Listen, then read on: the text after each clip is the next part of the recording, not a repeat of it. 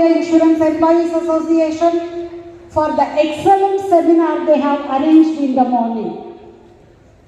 When Professor Rajendra Chenni was saying that we have to spread the disease of love, I was feeling to say that already the members of All India Insurance Employees Association are infected with this disease.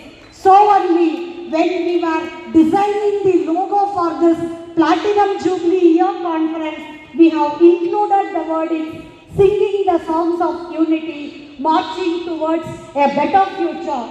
Those wordings itself say we are infected with this disease. After hearing Professor Rajendra Chenni, yes, a big toughest task has been set before us. We have to spread this disease across the country. Normally, for a disease vaccine, how antibodies will be there. But here is on the other side. Now there are antibodies and vaccines which fight against the sense of love. So now we have to change it.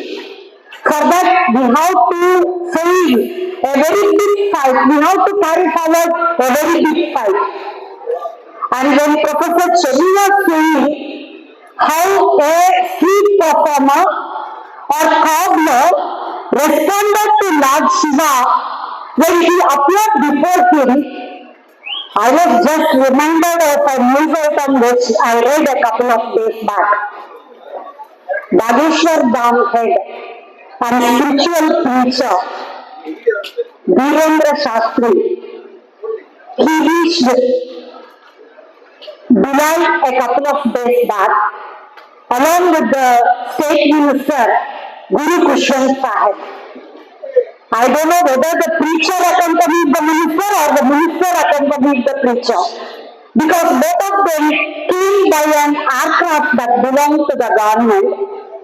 And see, when they alighted from the flight, the police official on duty, after saluting to the minister, he removed his cap and shoes and he touched the toes of the spiritual preacher. You just imagine how the days were when the street performer and the cobbler, they were saying, Lord Shiva, you please go and stay in the place which is meant for you, and please allow me to carry on my routine. But today religion is being mixed everywhere, and it is being told that unless and otherwise you preach your religious practices, you are not considered as a true person belonging to that religious faith.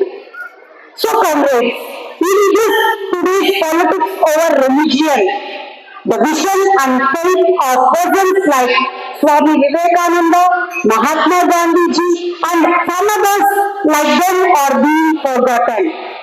We all know that while addressing the Parliament of Religions in Chicago in the year 1893, Swami Vivekananda began this speech reminding his audience that there are many ways of reaching the divine. Plus, he started saying that as the different streams having their sources in different places, all leading their water in the sea, the different paths which the human beings take through different tendencies, various though they appear, they all lead to the sea. Similarly, Vivekananda also said that the thought of having only one religion in the world or superiority of any one religion is the most dangerous as well as foolish thing for the peace and prosperity of the world.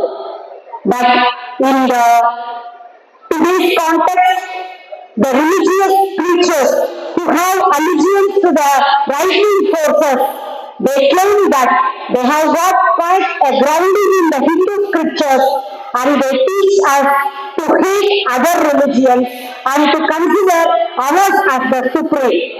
That is why when the entire world was celebrating Christmas on December 25th, BJP's calendar says December 25th is Good Governance Day in memory of the late Prime Minister Atal Bihari Vajpayee. And they wanted to disrupt the celebrations on the occasion of the Christmas. We could see an umpteen number of incidents. In UP, Yogi government made attendance compulsory in schools on that day, and they said very staff may face stern action. Similarly, in Chhattisgarh, in the Raipur, the Catholic Archbishop sent a letter to local churches, schools and other institutions urging caution, and in that letter he has stated that in the light of the call for Chhattisgarh Bank, I feel and suggest that all our churches, presbyteries, convents and institutions should seek protection from the local police. And he asked them to take his suggestion very seriously because it seems to have been planned just before Christmas, as it was the case at Kandamal in Odisha some years back. And we could see that the cadres of Vishwa Hindu Parishad also issued an appeal urging the Hindus to refrain from the celebration of Christmas this year. And they also asked the shopkeepers, malls and schools not to sell or display Christmas-related items or greetings ahead of the festival. Even we could see in the media that in the state of Odisha, in the name of Lord Jagannath, they were even not sparing the roadside vendors who earn certain money for their livelihood by selling the replica of Santa Claus and other things during the festival season of Christmas. And this has not ended with the state in which BJP is in power. Even we could see in the left front-ruled Kerala, RSS groups were coercing the schools, teachers and parents not to participate in any Christmas activity. And the much shameful thing is some of the schools have buckled under pressure.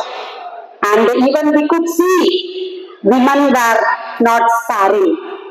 In the attack, even we could see the cadres of RSS and BHP in the forefront.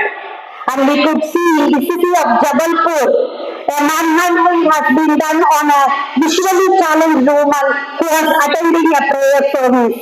When it was questioned, the BJP leader said that was checking for whether any forcible conversion is taking place there. And such attacks does not end with festivals like Christmas.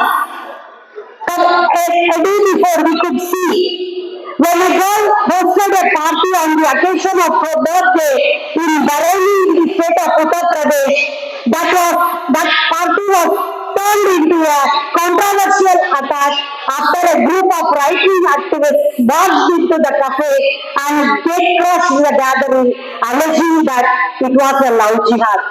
How a birthday party was turned into a love jihad? Just because two Muslim friends of that girl were participants to that birthday party is being termed as love jihad. Don't think such attack stops with minorities. Even it extends to the Hindus.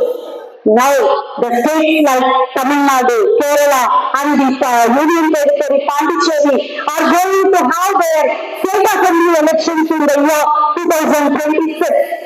And now the religious forces, the RSS fundamentalist forces are trying their level best to make an inroad in the state of Tamil Nadu. And in such an attempt, now for them, the place Tirupurangundram has become a fertile land for making their entry in the place. I think you might be aware that Tirupurangundram, which is located in the city of Madurai, is the first of the 6 abodes of Lord Muruga across the state of Tamil Nadu.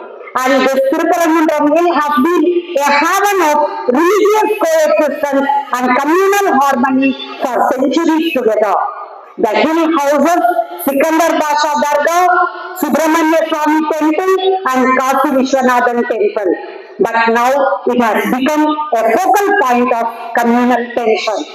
For centuries, Hindus and Muslims in this area have lived in harmony, respecting and participating in each other's religious traditions. However, recent allegations by the right-wing organizations that Muslims are trying to take over the site, calling it Sikandar Hill, and introducing the practice of animal sacrifice as a new practice. But these claims have been unanimously dismissed by the locals as baseless and divisive.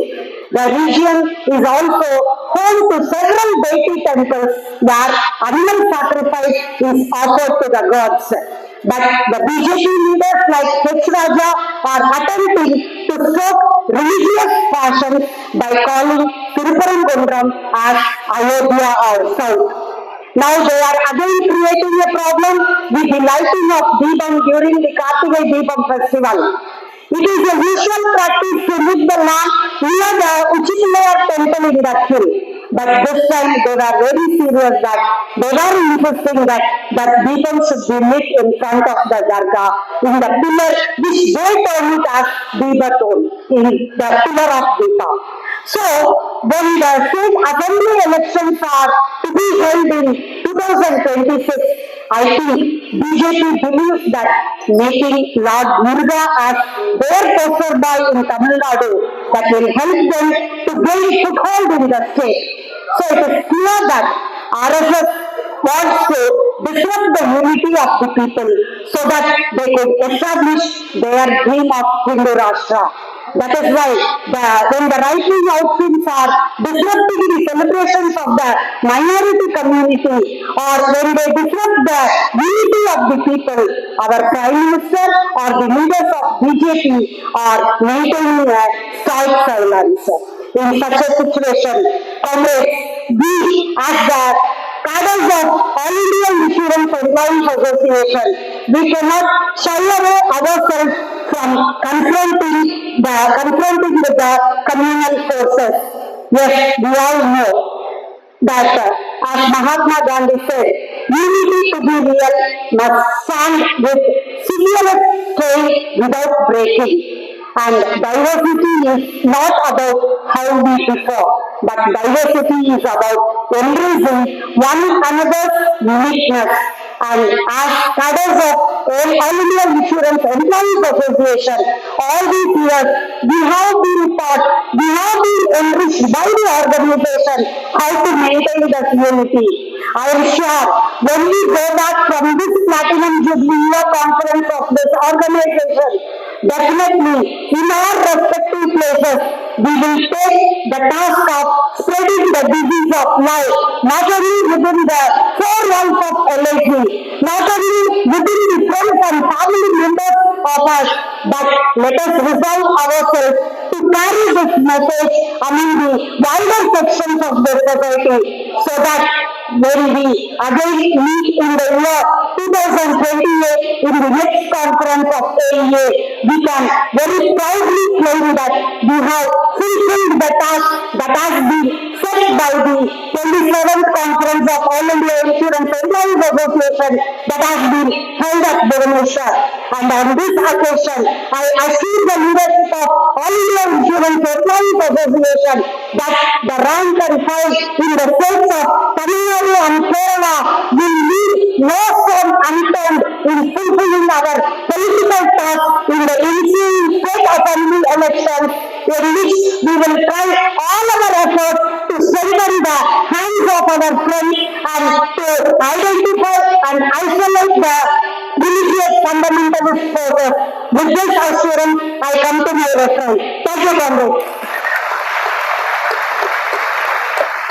Now, Comrade Alok Tiwari of Com M.GIRIJA Join will say, and the next speaker